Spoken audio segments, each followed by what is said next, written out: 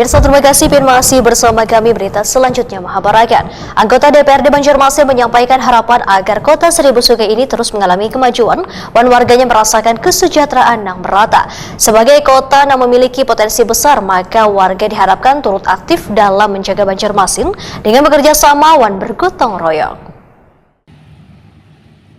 Anggota DPRD Banjarmasin Muhammad Makmur menyampaikan harapan agar kota Seribu Sungai ini terus mengalami kemajuan dan warganya merasakan kesejahteraan yang merata.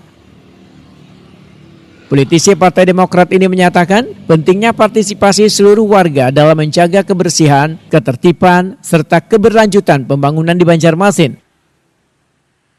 Sebagai kota yang memiliki potensi besar, maka warga diharapkan turut aktif dalam menjaga Banjarmasin dengan bekerja sama dan bergotong royong. Demikian dipedahkan Muhammad Makmur, Wetakuni Prima TV jelang tengah hari Rabu 24 September 2025.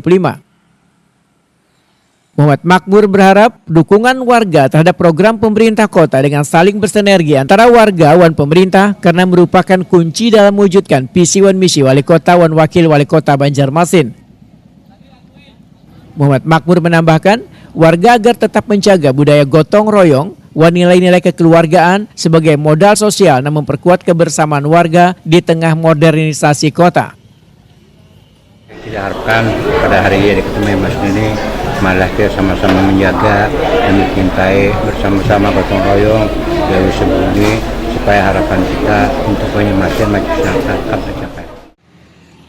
Peringatan Hari Jadi Banjarmasin ke-499 tahun ini menjadi momentum refleksi sekaligus dorongan gasan seberatan pihak, baik pemerintah maupun warga, untuk meningkatkan kualitas hidup, memajukan sektor ekonomi, serta menjaga lingkungan agar kota tetap nyaman dan aman.